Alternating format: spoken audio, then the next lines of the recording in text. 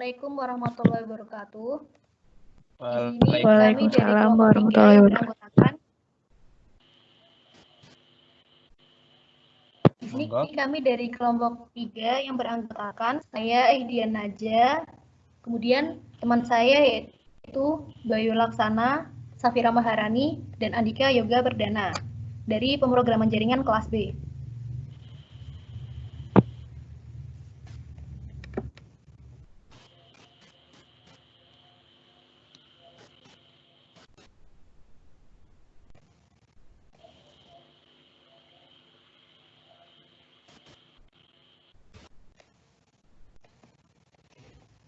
Yang pertama yaitu permasalahan.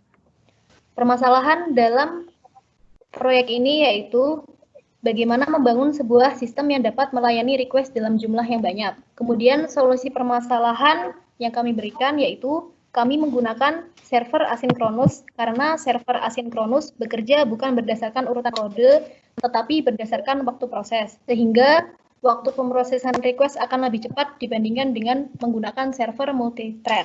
Selain itu, kami juga menggunakan worker yang akan bertambah secara otomatis ketika server menerima request. Berikutnya merupakan penjelasan lebih detail mengenai mekanisme server dan penambahan worker.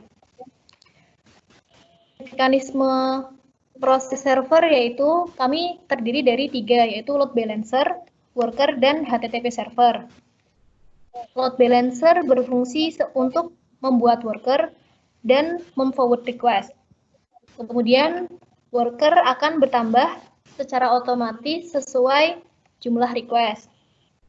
Kemudian HTTP server berfungsi untuk memproses request yang diterima.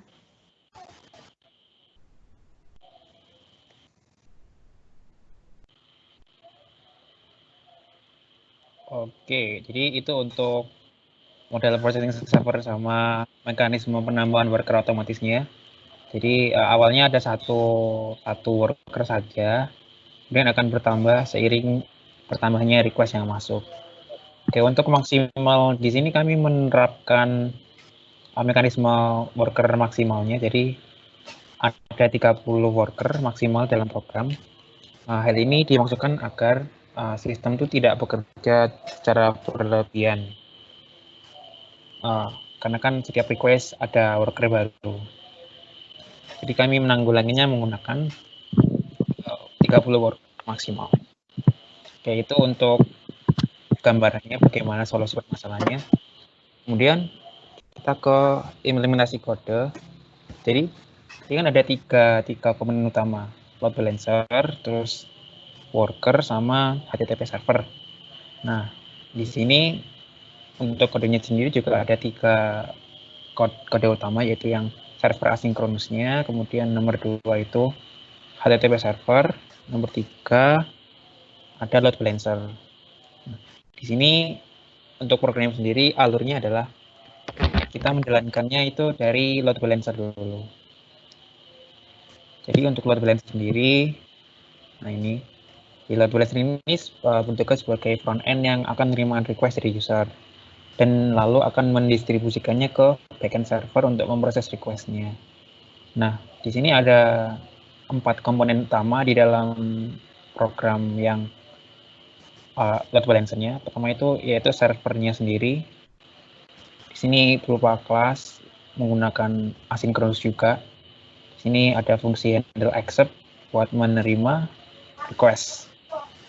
Kemudian untuk portnya sendiri di sini defaultnya 45100.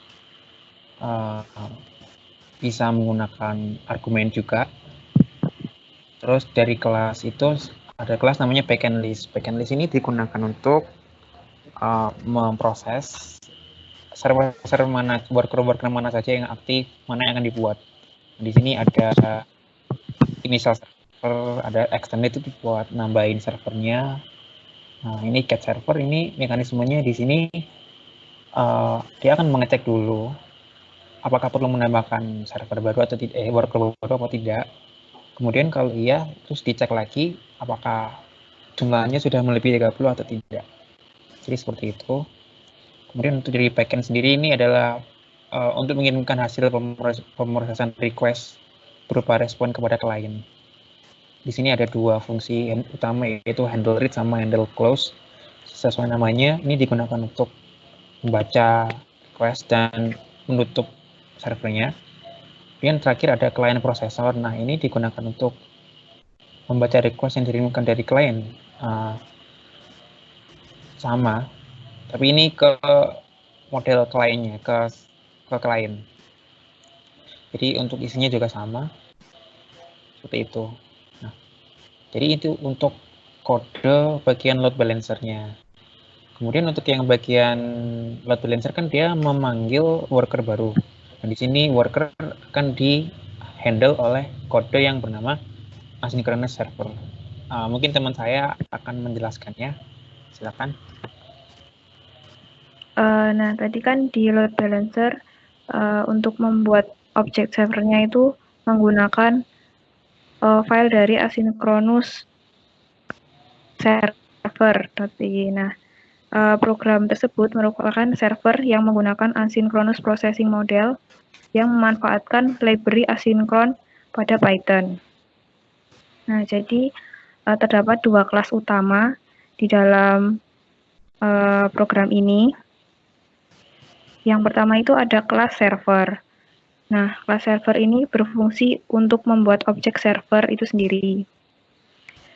Nah, awalnya objek ini diinisialisasi dulu seperti fungsi init.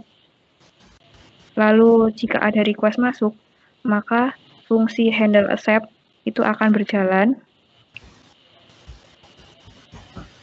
Nah, ketika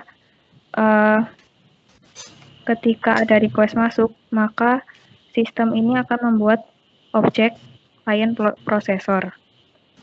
Jika objek server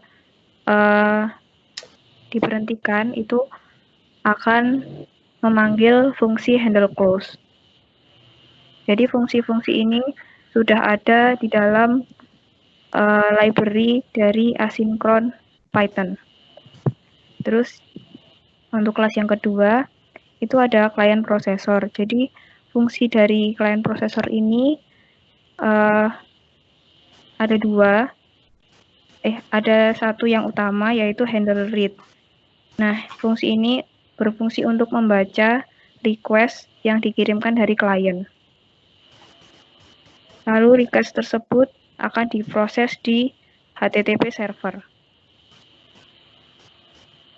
Nah, kemudian untuk yang ketiga ini berfungsi untuk memproses request dari klien tadi. Pada dasarnya ini berfungsi untuk membaca file-file yang kita request di dalam servernya, kemudian akan dikembalikan responnya ke klien. Jadi bentuknya sama dengan program yang diberikan. Contoh program diberikan di GitHub, jadi seperti ini. Nah, jadi itu adalah 3 kode utama di dalam implementasi tugas EAS ini. Nah, mungkin kita lanjutkan dulu ke tabel hasil eksperimennya. Akan dijelaskan oleh teman saya, silakan. Ya, sebelum kita memulai tabel hasil eksperimennya, lebih baik kita coba jalankan programnya terlebih dahulu. Oke, sekarang kita sudah berada dalam codingan yang telah kami buat bersama.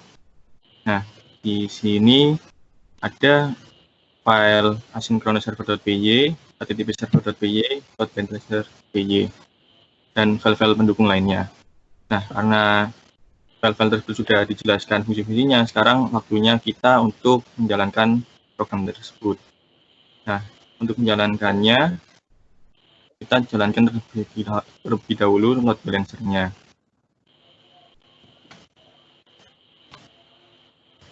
Nah, dapat kita lihat di sini bahwa load balancer tersebut running pada port 45100. Nah, untuk mengetes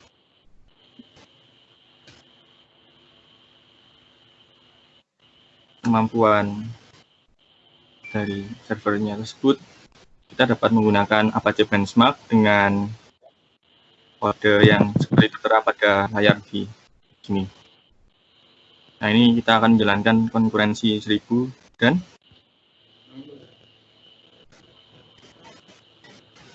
ya ini.